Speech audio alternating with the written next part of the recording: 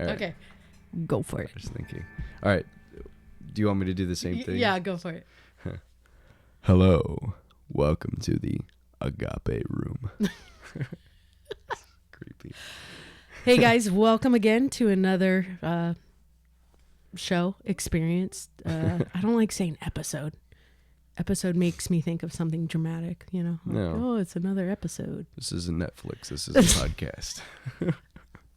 Right. So today I have here Jay. And let me, I guess, tell you a little bit about him. Well, I'm not going to go deep into detail, but, you know, where I am more of kind of a modern day mystical shaman, I guess. And I bring the spiritual aspects and kind of the clairvoyancy and the claircognizant and that aspect into this show. Jason is more the philosopher, and he comes at it with, you know, he's into literature and English, and Yeah. he's a very wise kid for his age. He's I try my best. he's 18, and I love the fact that we have, you know, different generations on here, and we will have that throughout this show. Multiple perspectives, you know. There's no cutoff for brilliant ideas Yeah. and concepts. That's what I believe. Yeah. So today we're going to talk, Jason has this quote from this book he's been reading. So I've been reading, and I'm currently about in the middle of the book, Thus Spoke Zarathustra by Friedrich Nietzsche. Would you say he was, when we were looking it up, is he an atheist? So the term they used to describe him in this book is nihilist.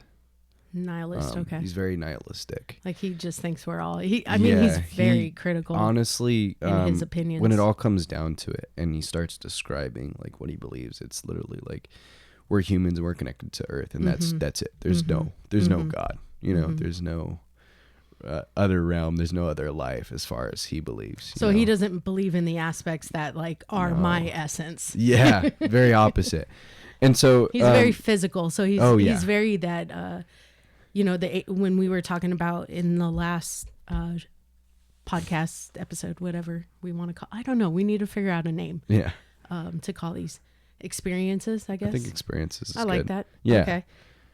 When we were talking about the age of Pisces being the age of duality, you know, and we're moving forward, or we have, we're kind of on the bridge right now, moving from that old energy to this new energy.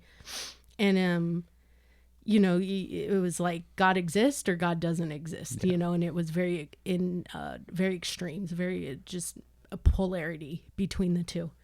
Where now we're moving into that oneness, but I think it's really important for us to explore these ideas and be critical and ask questions, and not just to take everything that is handed to us, you know, the movies we watch when we go to church, or we go to, you know, any sort of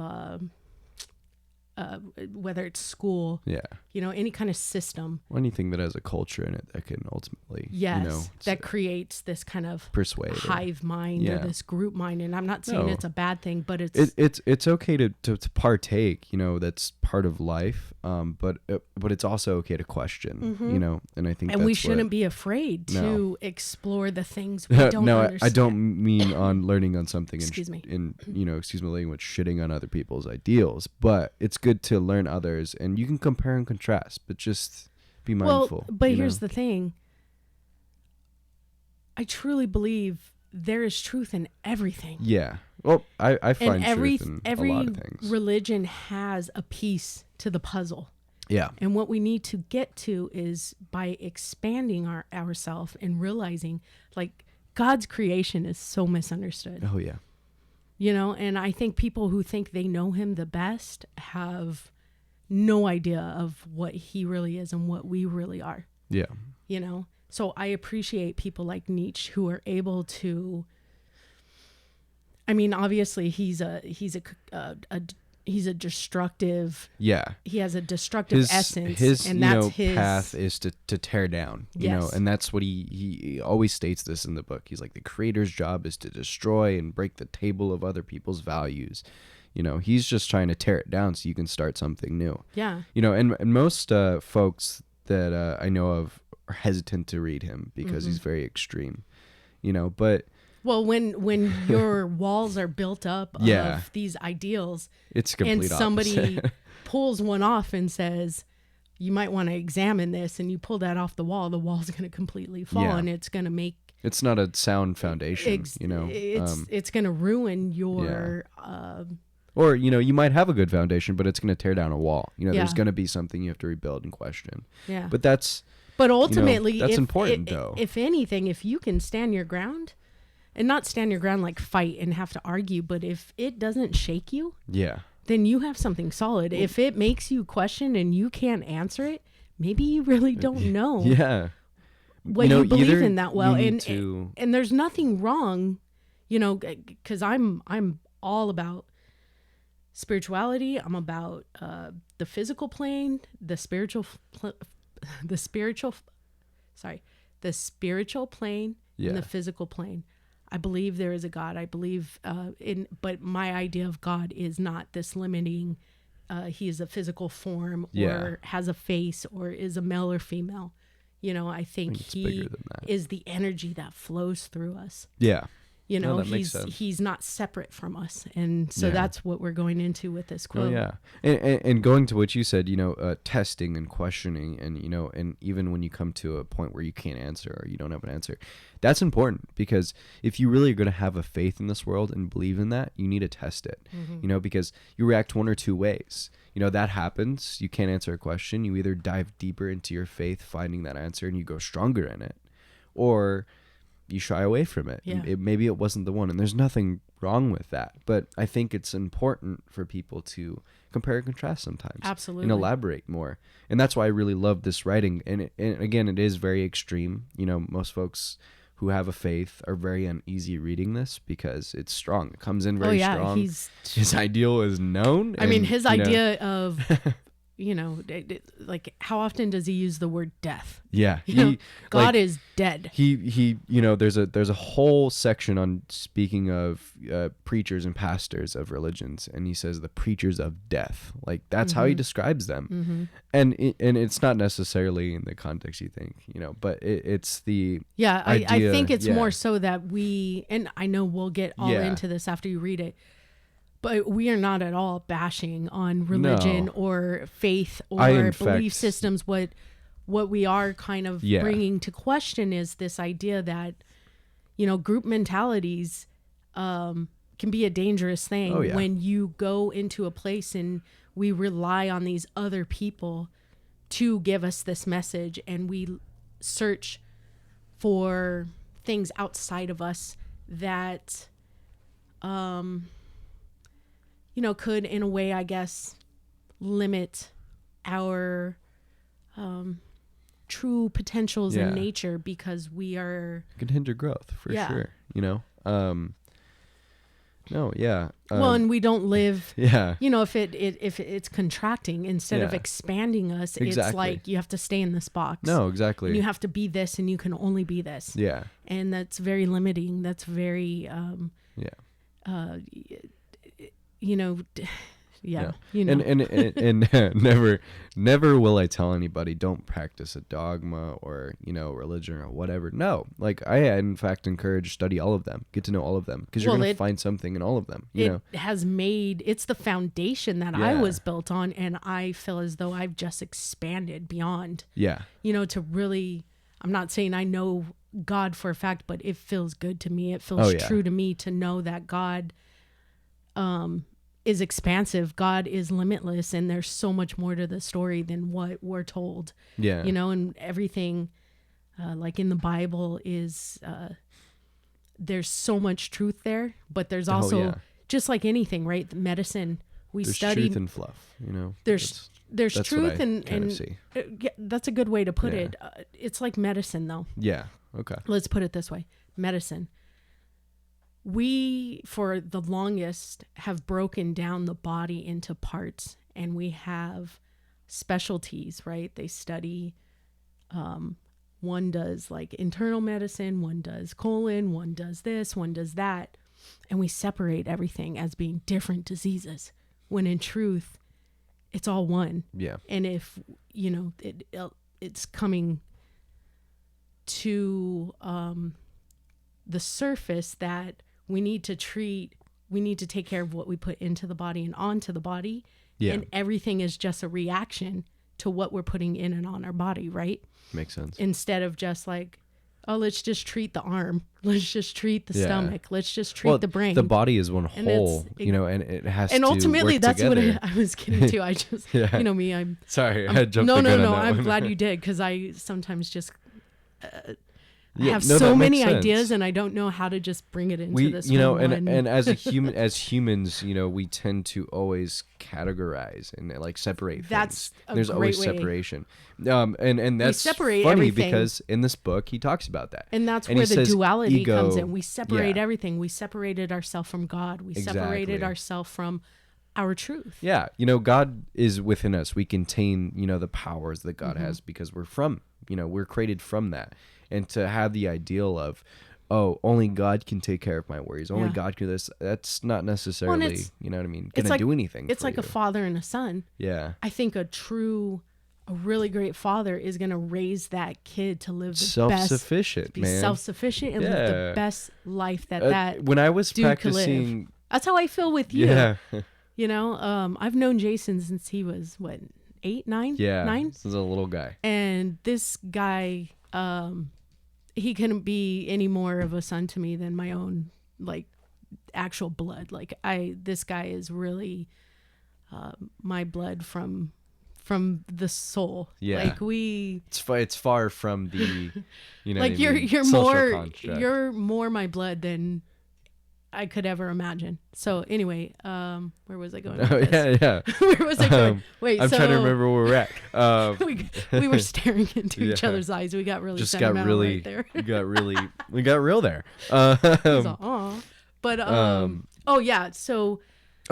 Going back to wait, no, I remember categorizing. what I was saying. No, I was going to say that being a part of your life, I really wanted to help teach you, because you have a wonderful mother. Like, let's not deny that. But to be another influence who also helped teach you to be you. Yeah. You know, and I wanted you to be your own entity and to be strong and to make up your own mind and know you had a voice. Yeah. And you had the right to feel things, because I grew up in a world or the age when, you know, a child is a child. Yeah. And I said this in the last... You're better seen, not heard, you know? It's, I'm big, you're little, I'm smart, you're dumb, I'm right, you're wrong. You know, I didn't really get to express my emotions. And maybe that's a generational thing, like my parents and, you know, got that from their parents and so on. Maybe. I'm not saying, you know, matter of fact, but... So I can't imagine God wanting that for us. Yeah. For us to be like, you have to stay in these walls. We're so dependent. You can't go out there. I'm going to chain you, you know, to... Yeah. That's not loving either. To not be expansive, you have to limit yourself. If God loves you, he's going to allow you to explore, grow. to experience this world. You know, and like you're saying with the whole father and son thing, you know, you teach him how to do things, because you might not always be around, you know, and your kid needs to know how to do things and be self-sufficient and how grow. To think, how to be able to see the world and know. I think the greatest limitation is when we are so caught up in the fear of, I mean, I get I totally agree with the concept that when we introduce low vibrational things into our experience, like movies, right, it can really put us in a place of darkness, and we start thinking and we start falling into that vibration of... But that just puts in perspective the power we have with those art forms. It does, but we can do exactly, you know? And I mean that comes with the balance, right? Of the yin and the yang, the feminine and the masculine. It wouldn't affect us as much as if we were balanced individuals, you know? Exactly. But we're not always balanced. I myself am never always, I'm trying to find that out, you know? But if that's a good point. we I'm really glad are you brought balanced, that up.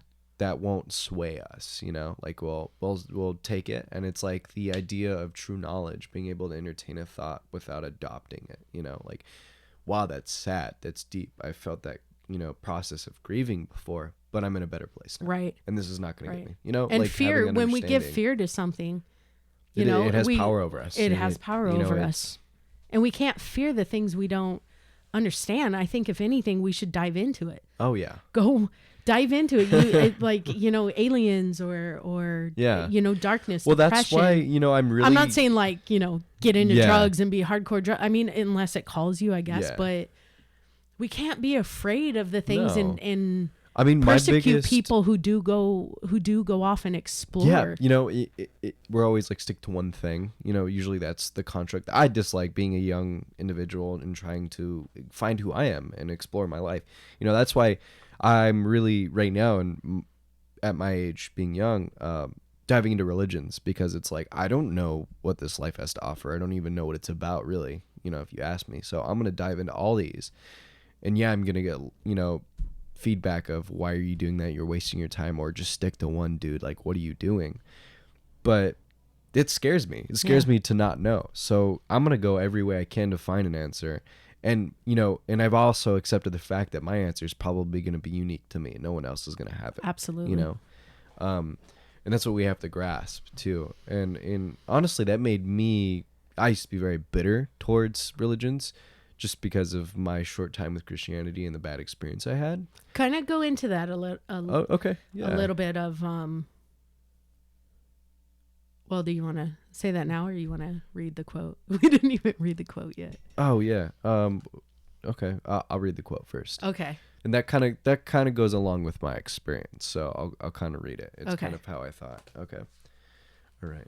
Handy dandy notebook. Let's go.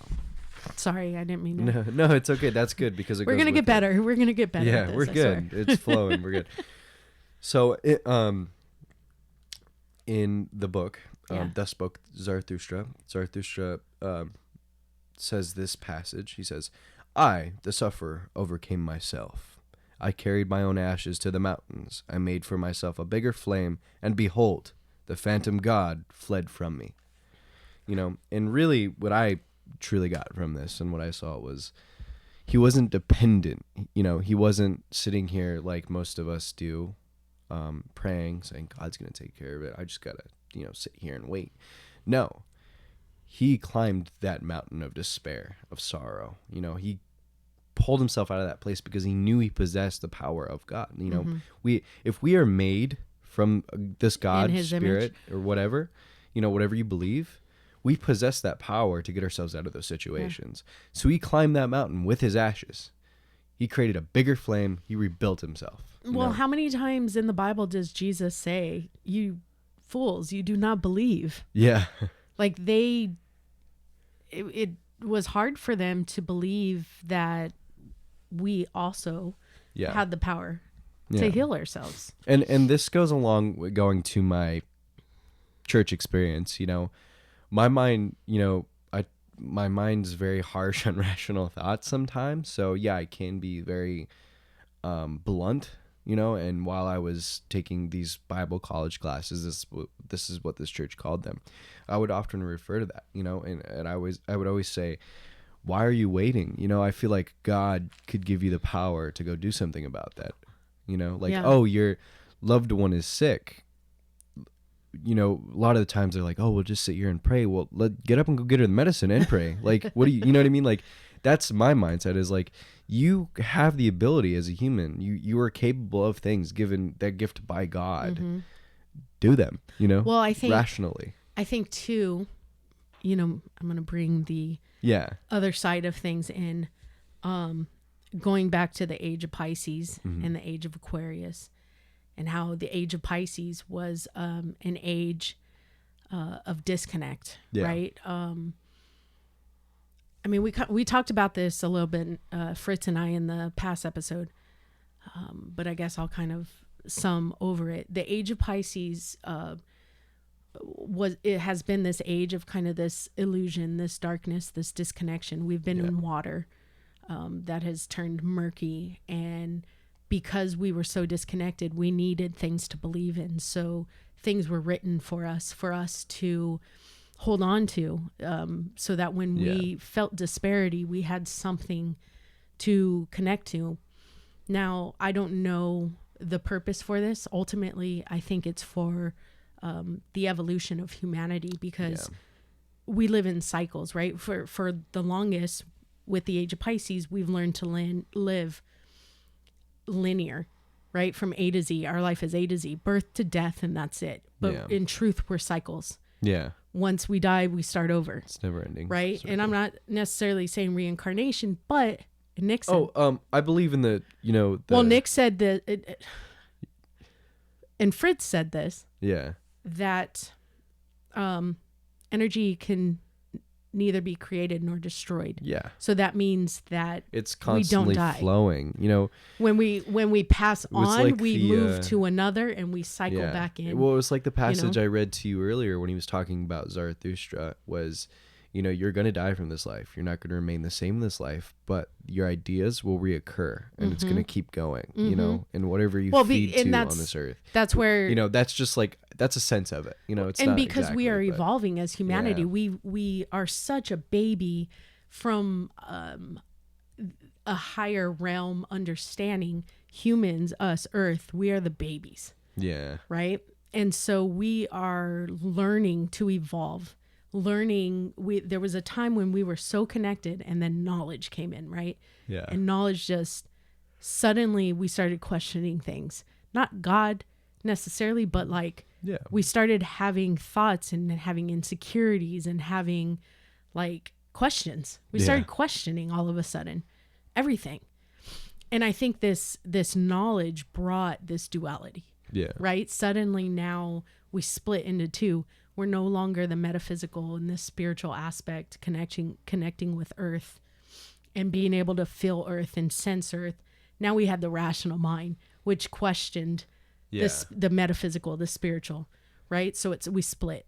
So the age of Pisces, we've been doing that, and then we've been disconnected. There's no middle ground. Right. So now as we move ahead, 2012, the Mayan calendar also connects with the age of Pisces, and we are in limbo right now. We are in this stage of trying to, what's the word? I guess maybe, I don't think ascend is maybe the right word, but we're on a bridge trying to move from one to the other. Yeah. And now our energy, right, we're connected again, or we're trying to connect. And so we're learning our energy. Mm-hmm. We're learning our brain again. We're learning that we have Wi-Fi in our brain. Yeah.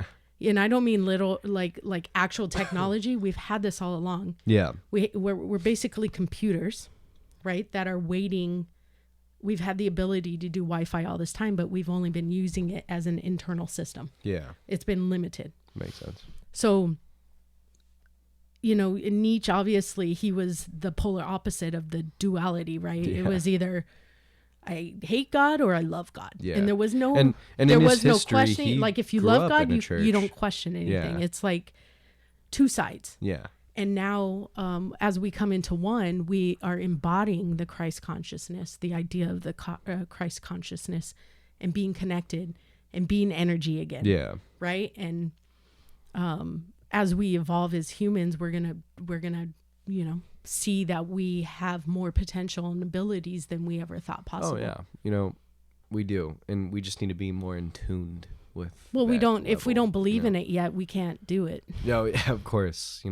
I guess it just comes with the awareness of if you can do it, and then it goes from there, learning and practicing. Yeah. And I always say, mark my words. And this is kind of, if you want to call it a premonition or whatever, but I just know.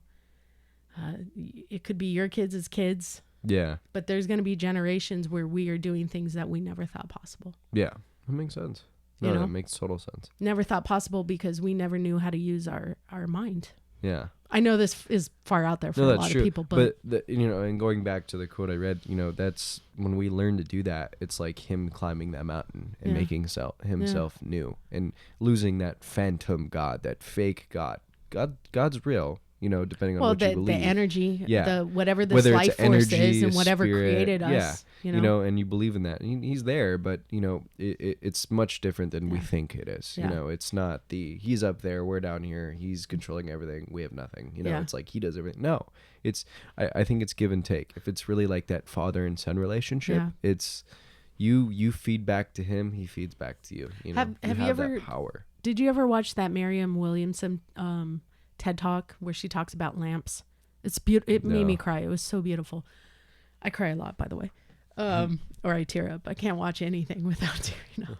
You cried at Star Wars. Like, come on, man. I mean, I did too. You saw that? Just kidding. Yeah. So she talks about how we are basically lamps, right? Yeah. And a lot of us, we are turned off. Mm-hmm. We're not plugged in. You know, a lamp is nothing if it's not plugged in. Yeah. The energy source needs to flow within us for us to be our truest potential. Mm-hmm. Right? So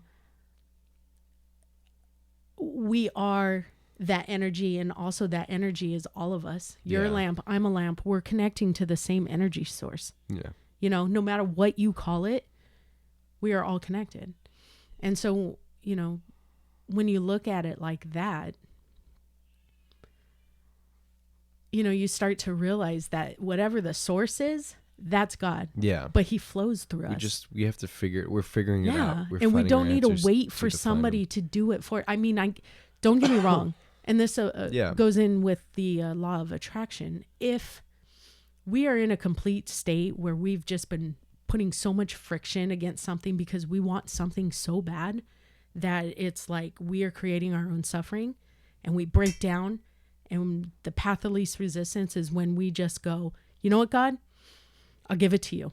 Yeah. And really what you're doing there is the path of least resistance. Yeah. You're giving up control and allowing what is to be. Well, and that's where his perspective of weariness creates God. Yeah. That's what he believed. And it's like you're saying, the path of least resistance. It's when you're so tired and given up, and they're like, okay, here, God, you take it, you know? Yeah. And so I thought that was an interesting perspective, you know, when he said it that way. Weariness creates God. I was like, whoa, you know, like, but it creates that version of God. That's what you know what I mean? Like that belief of God. Years ago when I was, so in my 20s, I was diagnosed with Crohn's, and I battled that all throughout my 20s. And I remember I had really,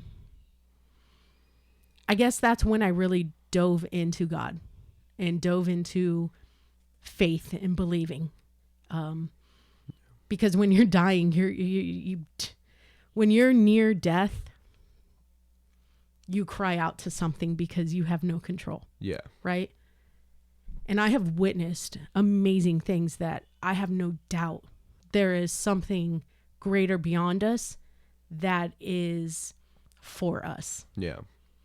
You know, it's not tearing us apart. We create our own suffering. Yeah. No. That whatever this energy, this love, this supremeness that exists wants the best for us, and I think it's always trying to connect us to each other and to the best options in this life. We create through our own expectations and the ideas we build up, that we pretty much block those blessings and those manifestations by trying to control everything. And I think there's this divineness that does exist.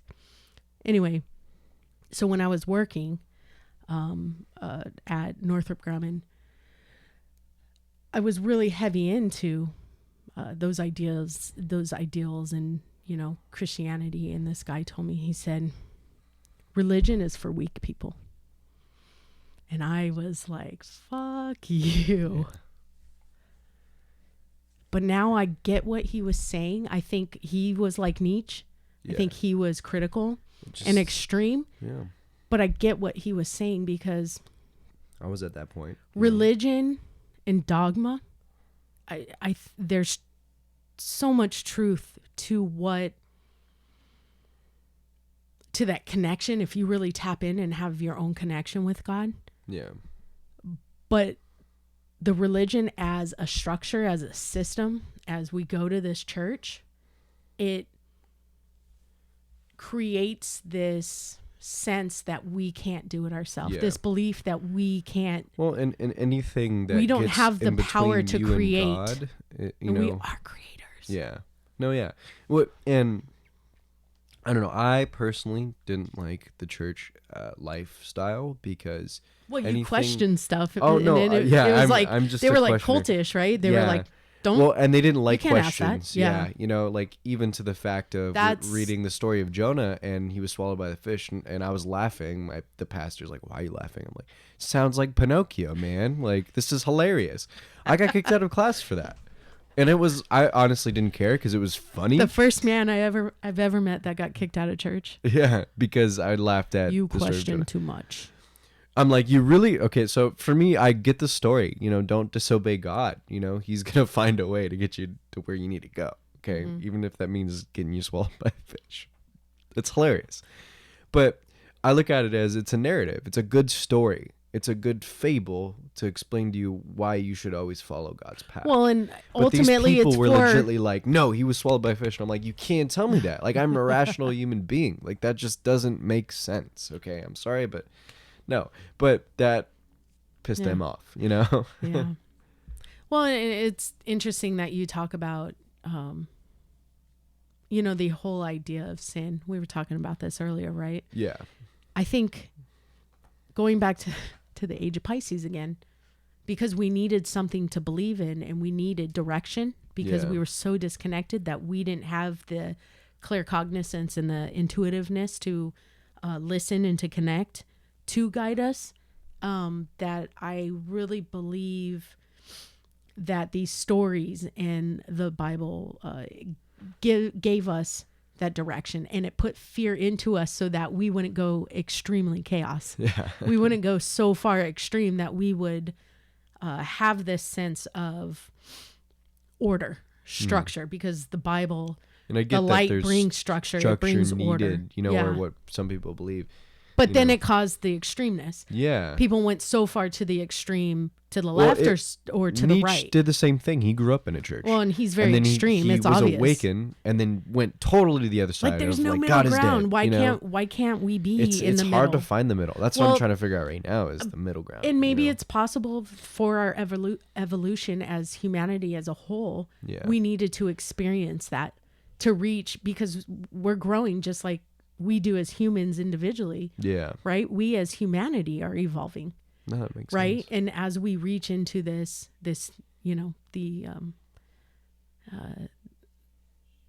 end, you know, of the world is really the end of this old dualistic nature within us. And we need to move forward into this heaven-like nature where we become connected again, where we are connected to source. Yeah. You know, and we love again, and we love Mother Earth and nature and each other. And I feel like I've said this all in the other episode, but or the previous, but whatever. No, yeah. I mean, it all comes down to it. I think for me, it's finding your own truth. But you know, I think what connects us is the ability to understand that everyone kind of has their own truth, and you love them for it. You know, and that's what I'm learning right now. And we need to understand that we all you know, see it was different. Just months ago where I was like, "You're stupid because you're blah blah blah." Now I'm trying to, and that's the duality nature, you know, right? It creates wars. It creates. Now I'm actually diving into things. I just got finished looking into Buddhism because I thought it was neat. I didn't adopt it because it's not my thing, but I love the ideals of, like you're talking about, expectation. Having expectation is what causes unhappiness. It kills. Yeah, and losing that, and just, you know, life, it'll being go more where it goes. free flowing in the sense that like you have your aspirations, you have your goals, but there's going to be different paths along that way. Right. You know, and you have to be open to different things happening. Right. Because one, you're more surprised, you're quite more happy. And two, you're not let down, because an expectation not met is always going to let you down, you know, whether it be the smallest thing. So I think it's just expanding your horizons. You know, it's never not okay to look at something else, you know, to look at another perspective.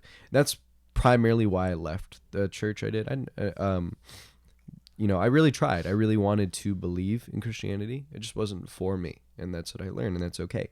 But it was to the point where I'd bring in my own books that I was reading, philosopher books. Don't you think it's weird that they didn't want me to read that they put this, it puts this, what's the word I'm looking for? Where we look at this stuff and automatically we cringe out of fear. Yeah. Most people that we're afraid to read it. Oh, that's Satan. Yeah, that's Satan's. No, and it's this Satan, quotations. It's Satan because it questions. It makes you question. And that makes me question. If you open this book up, it's like right away, God is dead. And you're like, oh my, you know what I mean? Like that's strong. Like I get with this book. This book scares people. I understand that. But there's other books that don't come along that way. I was reading East of Eden in church one time. John Steinbeck, classic book, probably my favorite book. Great book. Great writer. Oh yeah. Author. That book affected me in my young life a lot so far. And and what kind of man I want to become. But I had a pastor take that book away from me and said, you can't read this here. And I was like, well, have you ever read it? No. But, Steinbeck didn't like Christianity. Well, he refers to Christianity a lot in here. And a lot of the characters are Christians, like you should read this before you make assumptions. I think like I found that very ignorant. It feels like, remember Brendan Burchard? Yeah. When he talks about breaking free of the cage. Yeah. I think a lot of people are afraid to come outside because now they have nothing feeding them. Yeah. They have to do it on their own now. And when you feel as though you are the only one to blame, you are the only one responsible for you in this sense, when you walk out of those 4 cages and you have somebody that's, you feel is taking care of you, and you walk away from that, but now you're free to explore and experience really what God created for us. Yeah. It's frightening at first. And I think some people are so terrified of that chaos. Well, it's like they need the order. They need the structure. They need the walls around them to feel safe. Well, think of like as opposed Plato's to just being out and looking out in the horizon and the vast horizon. And you're like, oh my gosh, which way do I go? Where do I start? Turn this to Plato's cave. I was talking about not too long ago with you was the slaves chained up in a cave staring at a wall, and all they see is the reflection from the candlelight. And they're being taught this is all you see in life is just this mere shadow, this mere reflection. Like you're not seeing beyond. Yeah. And finally they're unchained, so they all turn around. They're like, we're free. They go to the cave opening. They're blinded immediately because the sun's bright. Okay, that's rational thinking, but they don't know how to perceive it. They're like, whoa, there's so much I'm taking in. And immediately they're scared and run back and say, chain me up. I want to view it again. Exactly, yeah. Like they're scared of, it's scary when you take that leap into questioning and seeing a bigger picture and perspective. It's not comfortable. And that's what religion has done for us. I think it narrows things down for us. In chaos, it gave us structure. Yeah, it did. It gave us something to believe in. But some of us are learning to thrive in chaos now. And totally. But still with the understanding that we are 2 parts. Yeah. Right? We are the physical and we are the metaphysical. We are the what is it? The spiritual and the shape. Yeah. Right? We take form. We have form, but we also have that life force in us. Yeah. That is of the above and beyond. And we don't, for the longest, like I feel we haven't, as though we have not lived and embodied both aspects, right? And going back to the whole idea of the 5th element thing that I was talking about earlier, when we can embody all 4 of those elements, the earth, air, water, fire. Yeah. And learn their nature and break free, to really embody all 4 of those, then we can truly experience God. Yeah, that makes sense. And when we bring in that 5th element of the aether or the ether, and we're all 5 of those, and we learn how. When it really all comes down to it, it's balance. It's balance. And when we find that balance, right, that's when we are going to really know and understand God. No, of course. I think my biggest thing that I wish could change, and perhaps it's just my dream of a utopian society, but losing that in between to your connection with, you know, the universe or God, whatever you believe, you know, that was a difficult thing I had going to church and different churches I go to. I always feel like you have to go through somebody to get to God, and I don't like that. You know, I find my closest, I kind of usually say the universe, not God. That's just kind of my word to use to explain it. But I go to nature, I hike, I meditate, and that's where I get close to the universe. You know, that's where I get humbled. If the Bible, but that's me straight to the source. If you know? we couldn't print things and we didn't have the Bible, how would we connect with God? Well, and the Bible is written by men too. Well, that's another perspective. Despite that, if we were naked in the sense that we didn't live in society, right? We didn't have books. We didn't have television. We didn't have houses like we do. We would just have nature. And you were alone. How would you connect with God? Would you not be... I think we'd be like the natives. Would God disown you because... Creating different gods for each thing, you know? Just trying to explain, because that's human nature. So why is that wrong? Why is that not God? Oh, what I do? Like not what you do. Okay. Not what you do, but the idea that only one religion is right. No, yeah. No, I get you. And you know, I totally disagree coming back with that. to, you know, we look at tribes as being I think that's what I primitive get angry about. And too like, oh, they're not godly. They don't have God in there. No, but you know, they're really into, you know, I mean, as a young kid, I didn't grow up in a Christian church. My grandma, you met her, amazing person, very intelligent, told me stories that her dad told her, Native American stories. Mind you, Native American history and beliefs isn't all written, like there's not very much written down. It's all been orally through generations. And so the fact that they had different gods for different elements of this earth, and that's how they explain things, but this brought them together. There was a unity, and there was, you know, like it was beautiful. And that's where I kind of get a lot of my belief from, is like in a simplistic summary, it's more so surrounded by Mother Nature and the cycle of life. And that's kind of what I believe. You know, nature has its environments, and that's natural, you know, I think abide by that. Totally. And the whole idea that that's organic. Nature is organic. What is unorganic? When we can't figure this out, we should go to nature and figure out how it operates. And our creations, you know? when we create science, even this, you know, the books we create and all that stuff, when we created societies, right, Western society, that's unorganic. It stopped our organicness.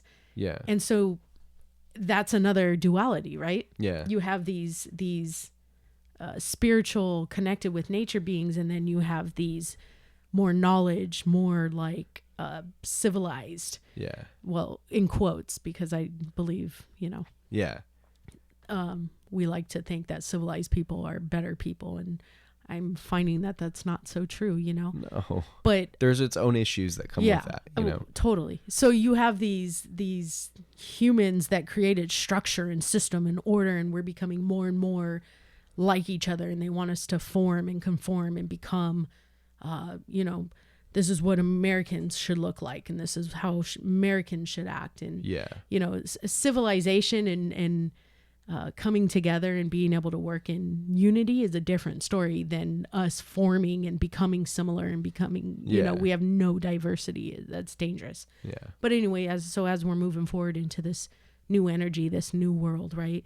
This heaven on earth type, we need to embody both of those. We need to embody what the natives and the tribes, you know, not the sense sacrificing and all this stuff, but believing in. But I take the sense of the magical nature aspects and the cycle and understanding it. That's what we need to take from natives for sure, because they had the most understanding, you know, and a belief. But they did have that connection. They did believe there was one of my favorite sayings and they worked that with I've energy. heard. Yeah, one of my sayings. We don't work with energy in society unless it's true. through technology. They believed a lot of their healing are, rituals are from energy, which is so cool, you know, and just natural herbs and that's whatnot. and that's what we are moving towards. We're Yeah. going to learn that we are And mind you, energetic too, and we can pass and transmit energy. I want to reinforce to, you know, for folks, you know, I don't want it to seem that like Native people are amazing and their culture is wonderful. I love it, but I also want to put in perspective that there were tribes that were very barbaric, like Absolutely. the Comanches, who, you know, just rode horseback, were nomadic, followed buffalo, and slaughtered other tribes. So I just don't want the illusion of all tribes were peaceful. No, tribes are beautiful and they have their own thing, but just like in civilized world, there are more barbaric But then I wonder. tribes. Then I wonder. Yeah. Were they, or is that what we were told? You know, why that's they the truth, felt but like what they we had to only tell know because about the Comanches we because know of war. other accounts of native tribes being attacked. That's the only one I can confirm to you, but I know I'm aware of a tribe acting that way, in which it happens in every culture. In Europe, same thing. In, you know, medieval ages, there were kingdoms that were more hostile than others. Yeah, and there were It happens, you know. In the Inca or the South America, I know a lot of them did do sacrificing and stuff. But just putting that in perspective, so not everyone thinks, oh, you know, natives I'm are glad like you brought that up. The hippie, we don't want to, you know what I mean? Yeah. Like, or no, like they did That's believe another in the thing. earth, but they relied on the earth, you know? Like totally. They respected it. And I love the Have you aspect noticed of killing an animal and paying thanks to it and using, you know, the whole animal and, you know, to like, their ritual wasn't oh, that's a ritual. a whole nother story talking about food and how disconnected we are from the food that we eat. And then we wonder why we're sick and dying. You know, because we have no relationship. Don't know where it came from. No, and it's not even that. We have no relationship with the food we eat. We don't deserve the food we're eating because we eat it with we're just so detached. Yeah. No. I wanna share one of my favorite sayings that I've heard about like adapting, and I view it, I don't know where it's from, but I always kind of like, oh, this is like, seems like a native something, and like a native elder would tell a young boy, you know. And it's like, okay, so you want to learn to adapt in life. Things are happening, you know, things are getting harder, and you have to learn how to move forward and grow. And I was told there's a coyote and a rabbit. Okay, this rabbit needs to get away from the coyote. Coyote's gonna eat. There's only two things this rabbit needs to learn how to do. Either you can learn one to run faster, or you can learn to hide. Pick one or the other and adapt. And so like I always take that and I'm like, adapt, man. Like, what are you in the sense of what are you gonna do? Let me do some cardio. Let me run faster so I can outrun this thing, or I'm gonna hide. I'm gonna camouflage myself, you know. But like, you know, not literally, but have that point of view on, you know, when something harsh comes in life, it's like, okay, how do I adapt to this? Rather than being, oh crap, my life sucks, you know. And it's very easy to get down on that, or even go, I'm gonna go pray and see what God can do. No, it's like, all right, what can I do for this? And you know, if I'm doing, like, if I'm in the action doing it, it's still difficult, maybe I will pray or meditate. I you know, do but agree. I'm doing it. You know, I do believe that there are times when, you know, we can pray and we can ask for help, because I think there is help. But I think we need to try to cause action. But I think a lot of times we think our suffering is because we are sinning, and this is our punishment, you know, or you know, and honestly, it could be ignorance and naiveness that we don't know the things we should know on how to adapt. Yeah. You know, this intelligence, like we are a dumb society. It's so simple, but the thing is, I mean, it's so simple to learn the idea of adapting. I'm baffled at like, how much I didn't know. You know, I mean, I feel like they raised me to be, not my parents. I mean, they did the best they can, and I love them. But like our school systems, that's all they know. I taught nothing about. I was taught nothing about this world. No, of course. I was taught. You learn how to function in this social constructed society for sure. But I want to learn, and this is why, you know, we were taught now going to college and studying what I want to study. I want to be taught how to be human, man. Like how to really be something powerful, how to live a life to be happy, not to live a work in life factory, not to to make work for money, to have a somebody nice house. Well, that, cool, that's cool. I'm a person, and there's nothing that's wrong with neat. that. Yeah, but that's not the aim. Happiness is the aim, and how to be a good human being. That's why I like philosophy and ancient Greek philosophers, man. It was really about, are you good at humaning? That's literally what it is. We need to make a little I love pin. that. We're going to call them. I heard that phrase from this woman I met when I was up in... We are totally going to do that. We're going to make a pin. Are you good at humaning? I love that. A shirt. No, but I heard humaning? this from this woman, and she actually inspired me Jay. to study what I'm studying, philosophy.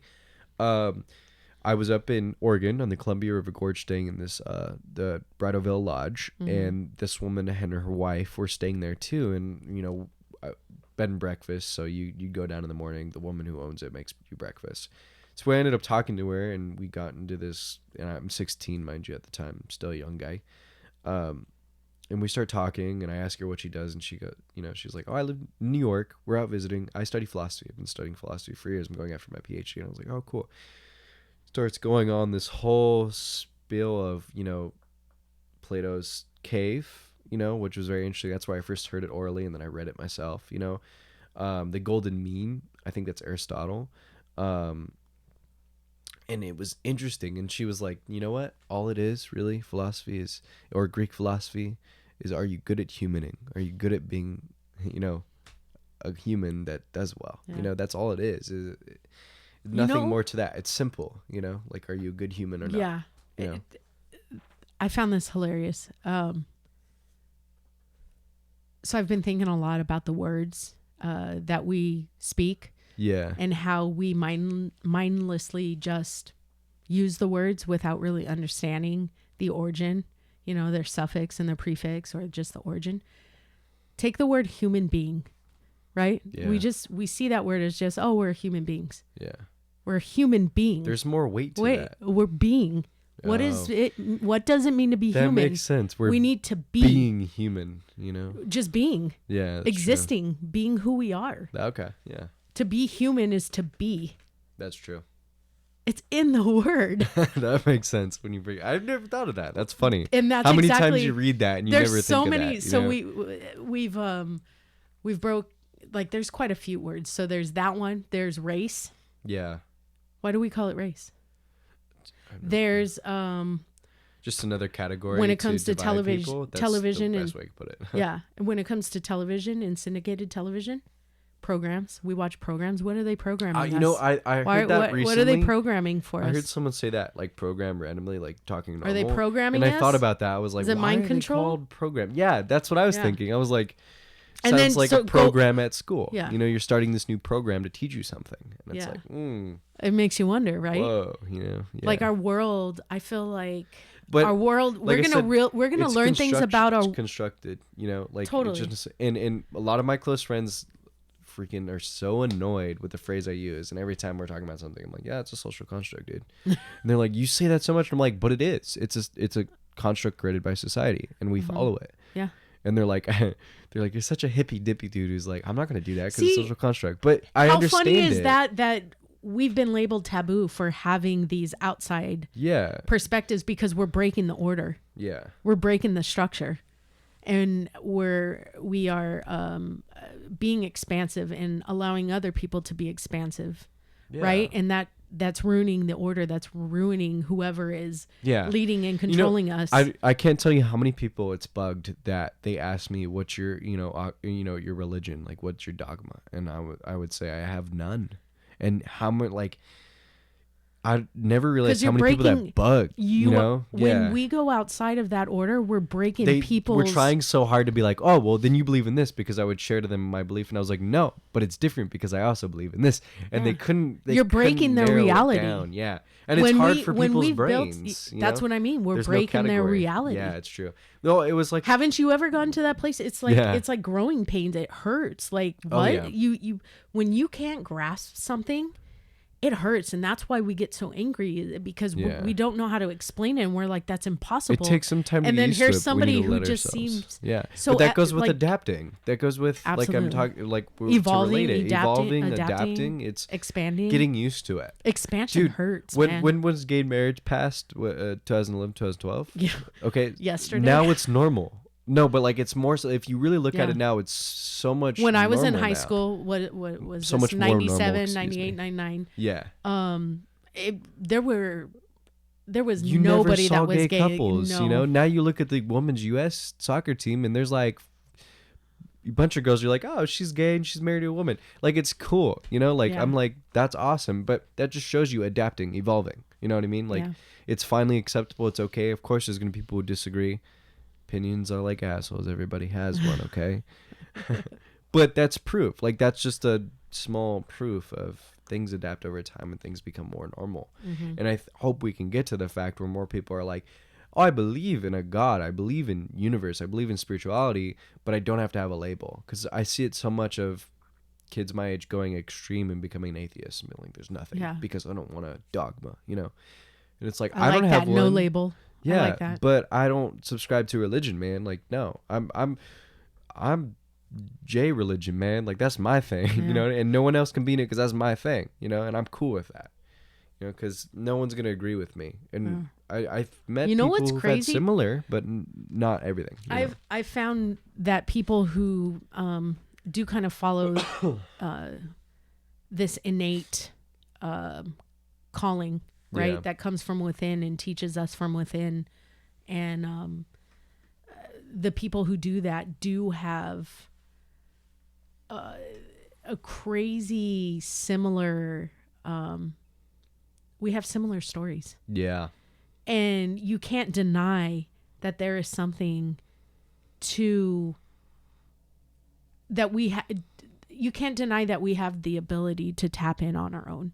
To be able to hear truth and wisdom and allow God and the universe and the cosmos to speak to us individually, right? When we learn how to be quiet and how to listen and meditate and pray. And when I say meditation, like that could be prayer, that could like be writing in your journal. Writing and reading. And that's usually a lot of my meditation. Walking. You know? Like that you get epiphanies and you're straight to a source. And you have conversations with source, right?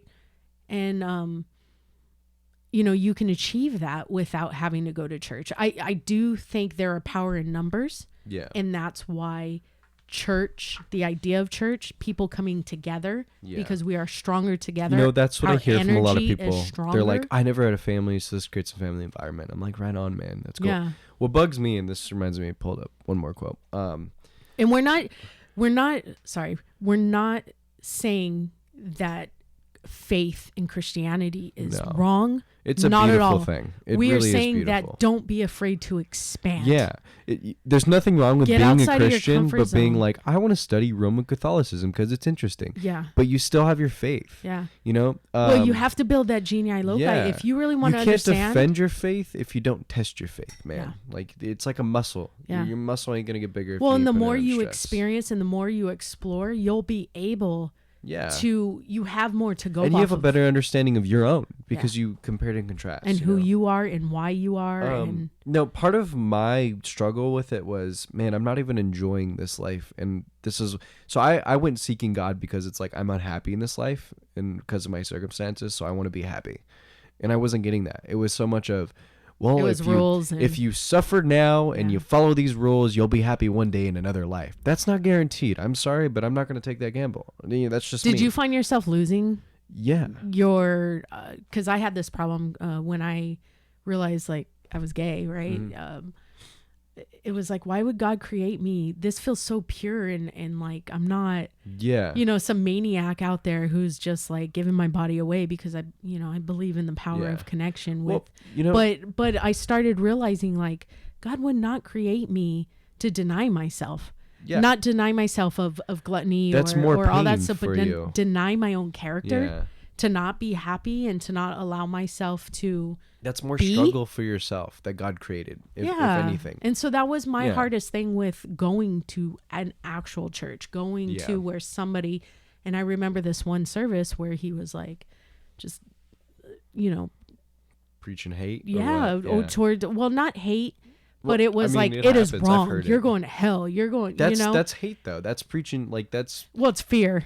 there you go. And I don't Fear. like That's fear. not hate. I don't like when people That's like the are second fearmonger. great awakening again. Well, we know, like through history, knowledge that's what that worked. fear is the greatest That's what works. force to get people to move in the way the they second want great them. awakening, the I don't know his name, but the preacher got up and spoke not to intellectuals. Mind you, I've read papers from intellectuals that were going to Harvard who commented like, this guy, who is he? Like, who's this guy coming out here and saying all this? No, he chooses to preach to a bunch of illiterate farmers, okay? People who don't know any better. Of course they're going to be scared. And for me, I'm like, that's low. Like, no, if you're going to test what you believe, you test it with intellectuals, man. Like, no, so for me, when I was learning that in school, I laughed because I was like, well, of course it's going to work. These people don't even know themselves and, like, they're not knowledgeable on that, Go contest it before you do that. I also found that the belief systems that were instilled in me from a young age created so much post-traumatic stress within me when I was trying to remove myself from it. It was like every step I made, it's like you step on a crack, you're going to break your mother's back. Like something, I'm doing something wrong. And it was so hard to get out of that conditioning. Yeah. If I do this, I'm going to get sick. If I do this, something bad's going to happen, And I think... like, it's okay to think about your actions, but to a degree where you don't live your life, I'm like, what? No. We learn from experience. We have to make mistakes as human beings to grow, and to walk around being like, sin, run, you're not living your life. I'm sorry. And I'm sorry if I sound so far from a saint. I'm not. I think you could. There is absolutely nothing wrong with having your faith in your religion, but also being expansive and being an intellectual. And I think there's nothing wrong with that. Is a person that on many levels I'm going to respect. Somebody who's not afraid to have a conversation, somebody who doesn't get triggered and thrown off balance, right? Yeah. Somebody who can hold their own and say, I get you on that. Here's why I believe this. Instead of going, no.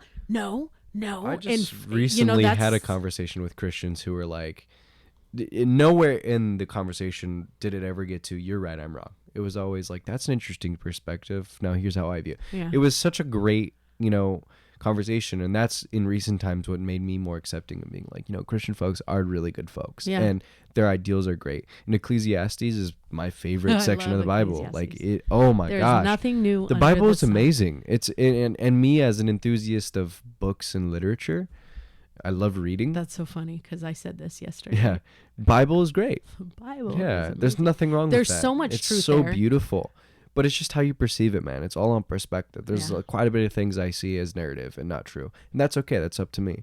But I do see truth in it. People take it so literal that it is almost a superficial to it, and they don't get into the deeper aspects. I mean, why did Jesus speak in parables? That's why a lot of pastors skip over Ecclesiastes, because it's one of the hardest chapters to break down. Why did Jesus speak in parables? Because knowledge is for the seeker. That's true. Boom. I like that. That's why we were just, if you were not willing to go deep into your soul and figure out the things. You got to research to find answers, man. Not even research. I would say experience. Yeah. I go in search of discovery and figure things out. Don't just be told what you're told. That's why he spoke the way he did. It's handed on a platter, and like we were talking before this podcast about the book I'm reading, This Book, Zarathustra. Nietzsche is did we no, we didn't. So he's a history. German philosopher, cultural critic. He was born in 1844 and he died in 1900. And he in the philosophy community, he's very popular. A lot of people either dislike him or like him. It's kind of one or the other that I found. I'm not too sure, but the people I've spoken to are either like, that guy's crazy or that guy's brilliant, Yeah. No, but he speaks in parables too. And I love that because you have to dig into it. And like you said, you're like, oh, you have to read over like 3 or 4 times. I like that. Yeah. You know what I mean? Because when you have to read for it, you earn it. You earn that knowledge. I like that, you know? How crazy is it that as we grow and as we dig deeper and we expand, that things take on a whole different meaning. Oh, yeah. We could read the same sentence when we it feels are much 12 better years old, when you grow and level when up. we are 25 years old, and when we are 35 years old. Perception is different. Perception is different. Mm-hmm. You know, it takes on a whole entire different meaning. And when we learn to embody those 5 elements, right? Yeah. Then we can really understand what it's saying. And I think with the Bible, it's the same thing. When we learn astrology, we learn science, we learn philosophy, we learn, why can't it all coexist, history. Man? Exactly. Yeah. And that's the problem we're seeing in the world right now is that we can't even, these things don't even coexist. So how are we going to coexist? Yeah. Well, I see it so much in my biggest example, and I don't want to drag it into that, but just a simple example is politics, man. It's either you're one or the other, or I'm this, or I'm a feminist liberal, I'm blah blah blah. And then people ask me like, "What are you?" And I'm like, "I don't have one, dude. Just like my religion." And they're like, "What do you mean? You know, you need to pick a side because it affects the world." And I'm like, "What if I affect the world just being me and not picking a side?" Yeah. Because maybe picking sides is what causes the division. You know, I'm all about. What? You want to? Hold on, we're gonna let the doggy out. He snuck in. No, you know, if I'm here preaching, and this is my thing, if I'm gonna sit here and preach, I fight for people coming together. I want religions to understand that we shouldn't be competing for who's right. I think we should all love each other with our different views. Cool. Yeah. So why am I gonna pick a political party? Yeah. You know, that's just gonna divide me again. You know, that's just my point of view. I consider myself. I know the term.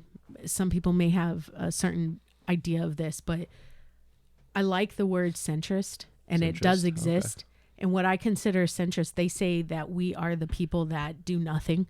We just sit in the middle. But in reality, we need mediators though. But in reality, we are like the diplomats. We see both sides. Yeah. And we see the good of this side, the bad of this side, the good of this side, the bad of this side. And we're able to step back and go, you guys are all idiots because you guys are all so extreme. There's a bigger picture here. But yet they make us look like we are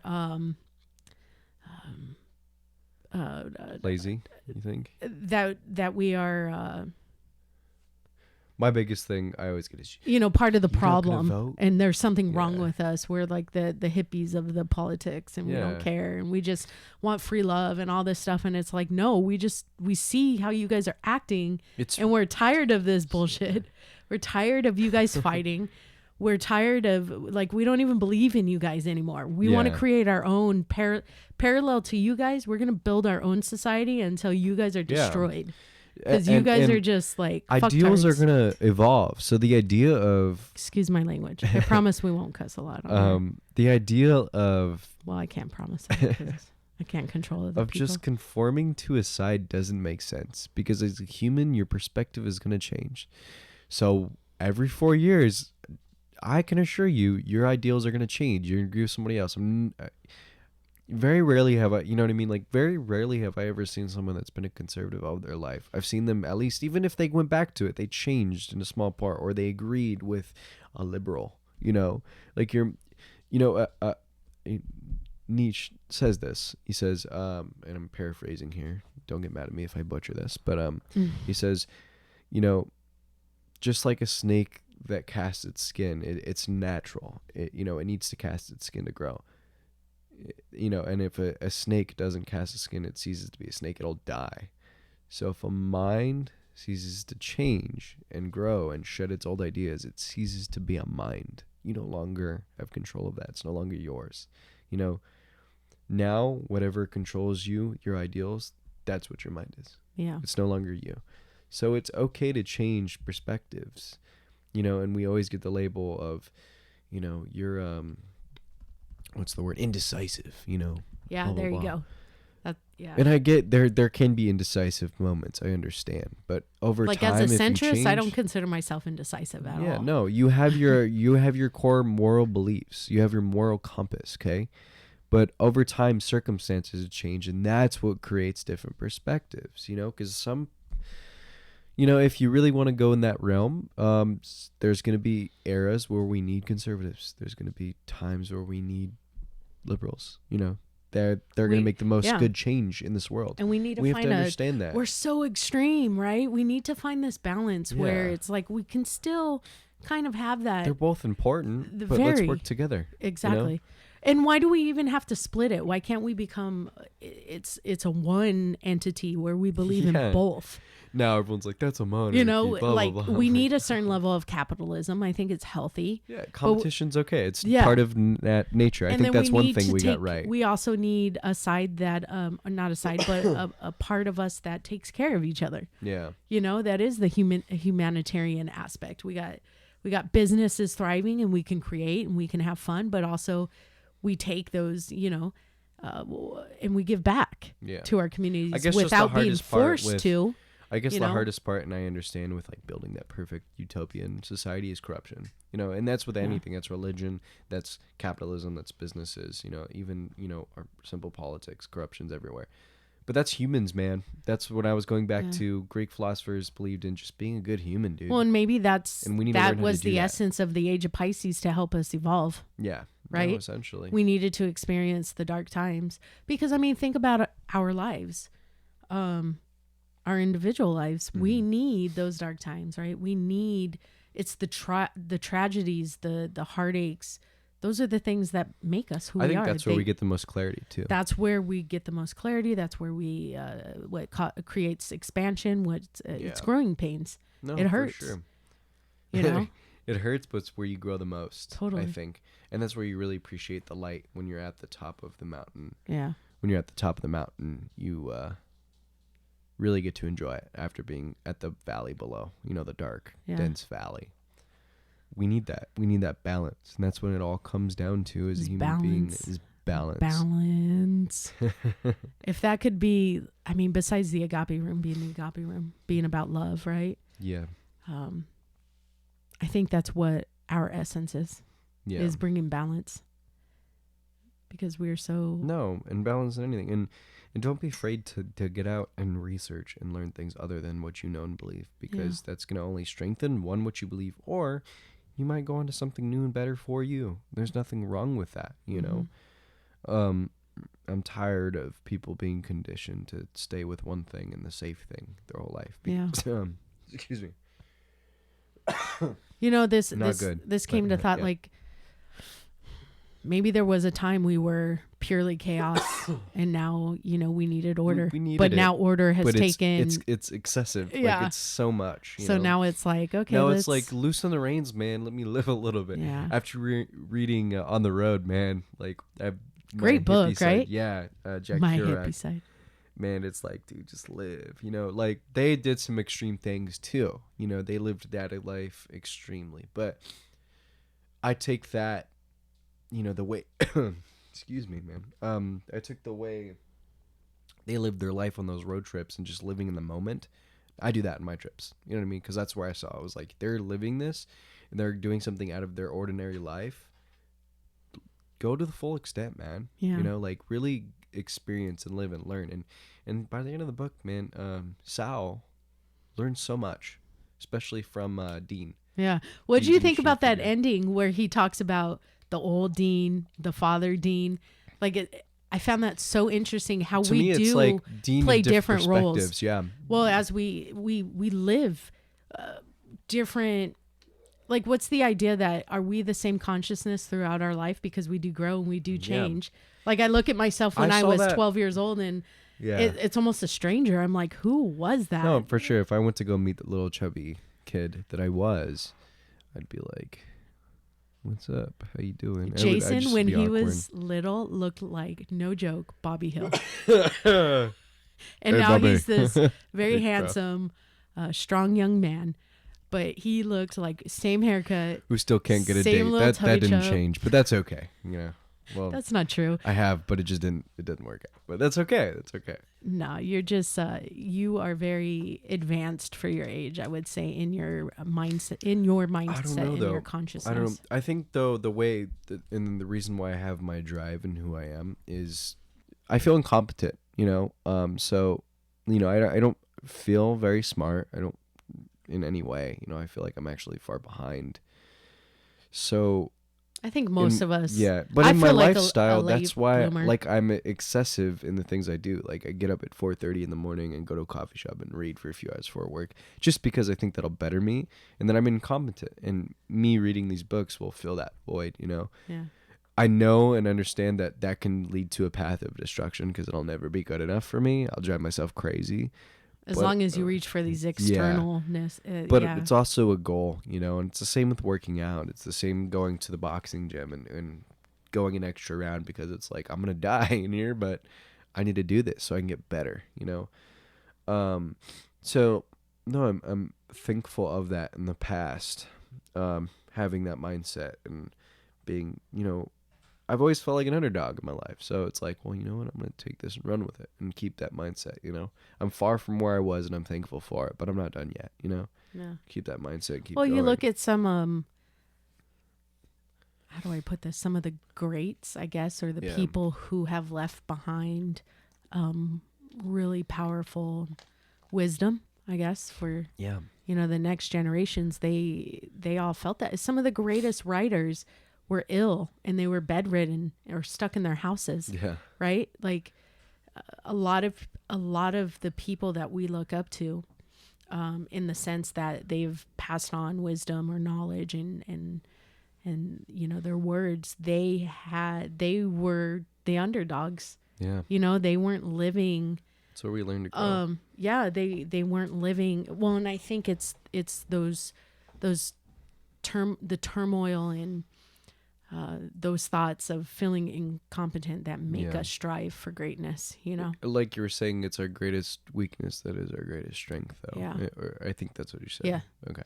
But yeah, no, it's overloaded me a lot.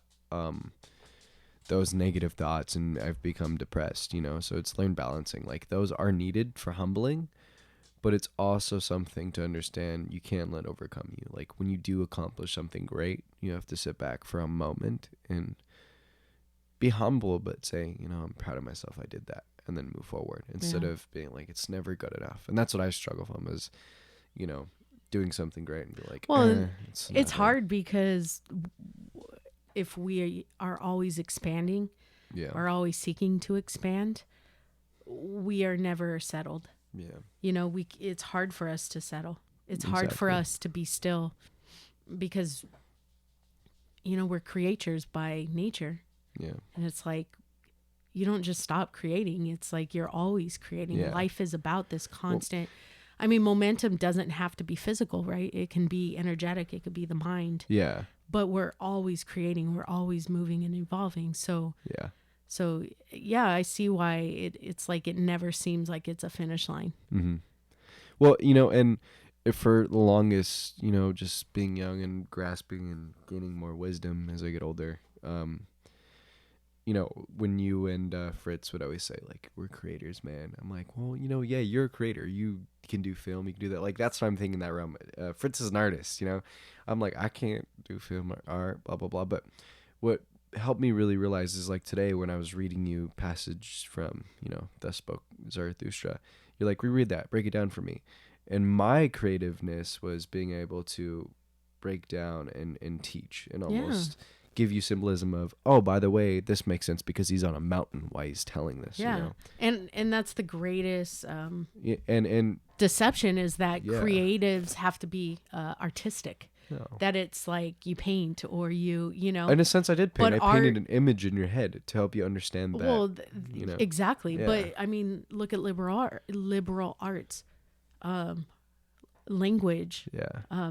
Even in medicine or the medical realm, like creation, it's bringing life to something. Yeah.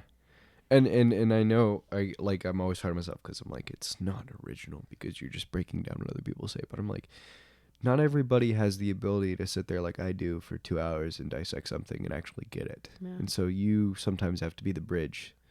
Yeah. You know, and you're giving your this life. Yeah, no, seriously. If you are a greeter at Walmart, yeah, and you are saying hello to everybody and you are smiling, you are bringing life to that. You are creating something. yeah, You know, so to say that creatives are only, I mean, sure, the correct term is, you know, a creative produces yeah, something creatively, but anything we produce, yeah, and that could be, you could be working analytics and yeah. you're creating something. My you know? job when reading this book and then reiterating it to somebody is, you know, I'm trying to give you something that I've learned from this lesson and that Nietzsche is teaching me that can carry with me for life, and I'm trying to explain it to you and help, you know, you take it with you as well. You know, it's isn't that what we all are doing? Essentially, yeah. You know, that's the whole purpose of our existence. I've understand that I'm the rare human being that's like, oh my gosh, I got this new book, I'm gonna read it, I'm so excited. Like, but this you're is not an the only adventure. one who does that. No, of course. Like, that's all of us. And that's why all, there's many of us, but in different ways, you know. In different ways. But that's my way of creating. Ultimately, you know? you are a creator, so don't deny yourself. No, yeah. But I'm just like trying to find. But that's the way I am. our essence as humans.